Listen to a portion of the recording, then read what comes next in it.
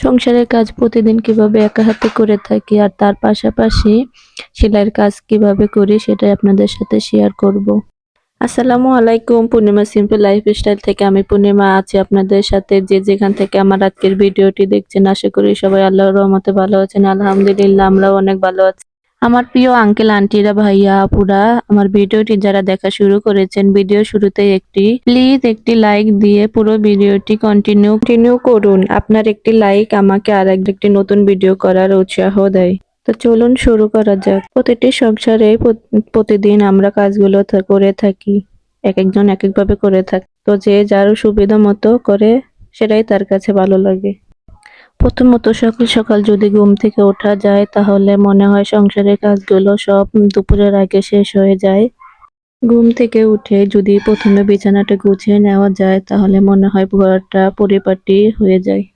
কোনো কারণে যদি আপনার মন খারাপ থাকে তাহলে দেখবেন বিছানার চাদরটি, নতুন একটা বিছানার চাদর পেরে নেবেন, দেখবেন আপনার মন একটু হলেও হালকা হয়ে যাবে। একটা পরিপাটি ঘর একজন মানুষের মানসিক শান্তি দেয়।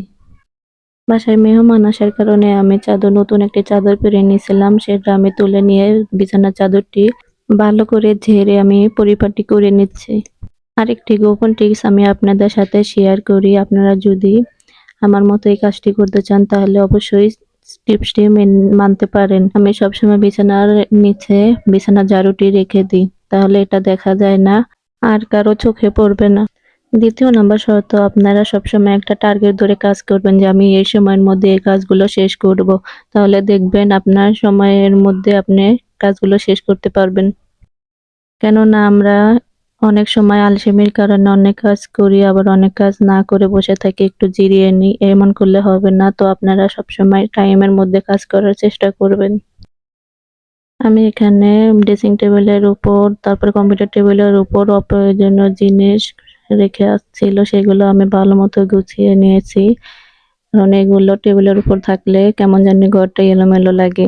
ঘর এলোমেলো থাকলে কেন জানি মনটাও খারাপ। তৃতীয় নাম্বার শর্ত, আপনারা যদি হালকা মোছামুছির কাজগুলো প্রতিদিন করে থাকেন দেখবেন অনেক বেশি ময়লা হবে না আর আপনাদেরকে ডিপ ক্লিন করতে হবে না। কারণ হালকা ময়লা থাকলে এগুলো আপনারা তো ডেইলি মুছতেছেন, তো একবার মোছা দিলেই ময়লাগুলো পরিষ্কার হয়ে যাবে।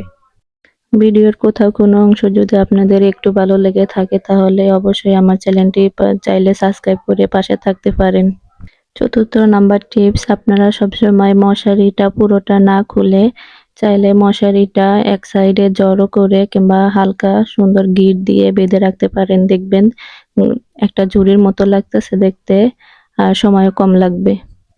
আমার ভিডিওটি ভালো করে দেখলে আপনারা দেখতে পাবেন আমি মশারিটা 3 কোণা খুলে রাখি আর এক পাশে একটা গোল বর্ডার মতো করে রেখে দিই। তাহলে দেখা যায় কি জিনিসটা দেখতেও সুন্দর লাগে আর আমার সময়ও কম লাগে। পরবর্তীতে যখন আমি মশারি টানাই তখন সময়টা অপচয় হয় না। 5 নাম্বার টিপস, আপনারা রান্না বান্নার জন্য সবজিগুলো আগে থেকে কেটে রাখবেন, দেখবেন সময়ও কম লাগবে। 6 নাম্বার টিপস হলো রান্না বান্না করার সময় আপনারা থালা বাসনগুলো সাথে ধুয়ে রাখবেন, দেখবেন সময়গুলো কম লাগবে। 7 নাম্বার টিপস হলো আপনারা জামা কাপড়গুলো প্রতিদিনেরটা প্রতিদিন ধুয়ে রাখবেন, তাহলে আপনাকে সপ্তাহ শেষে একবার অনেক কাপড় চোপড় ধুতে হবে না। তাহলে আপনার কষ্টও কম হবে, সময়ও কম লাগবে। আপনাদের সাথে কথা বলতে আমার প্রায় অনেক কাজ করা হয়ে গেছে। এবার আমি ঘরটাকে ভালো করে ঝেড়ে অফ ক্যামেরাতে ঘরটি ভালো করে মুছে নেব। কারণ সব কাজ যদি আমি আপনাদের সাথে শেয়ার করি তাহলে অনেক সময় লেগে যায় ভিডিও করতে। দ্বিতীয় টপিকস হলো আমি আপনাদের সাথে বলবো যে আমি কিভাবে সংসারের কাজের পাশাপাশি আমি সেলাইয়ের কাজ করে থাকি। দিনের বেলায় আমি সাধারণত সংসারের কাজগুলো সব করে থাকি আর রাত্রের বেলায় আমি কাটাকাটির কাজগুলো করে থাকি। কারণ কাপড়গুলো আগে থেকে কেটে রাখলে সেলাই করতে বেশি সময় লাগে না। আপনারা ঘরে বসে চাইলেই এই কাজটি করতে পারেন, কারণ সংসারের কাজের পাশাপাশি আপনারা মন চাইলে এই কাজটি করতে পারেন। বাইরে যেতে হয় না, অন্যদের কথা শুনতে হয় না, যখন খুশি সময় বের করে কাজটি করা যায়।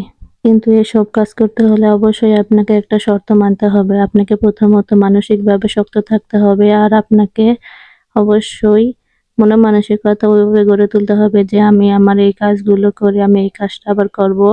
সেইভাবে আপনাকে কাজ করতে হবে। একদিন করলাম না, এটা করলে হবে না। মন চাইলে করলাম, একটু আলসেমি করলাম, এটা করলে একদমই হবে না। কিন্তু আমার ঘরটি পুরো পরিষ্কার করার পরে ঘরের লুকটা আপনাদের সাথে শেয়ার করছি। তো কেমন হয়েছে ঘরটা গোছানো অবশ্যই কমেন্ট করে জানাবেন।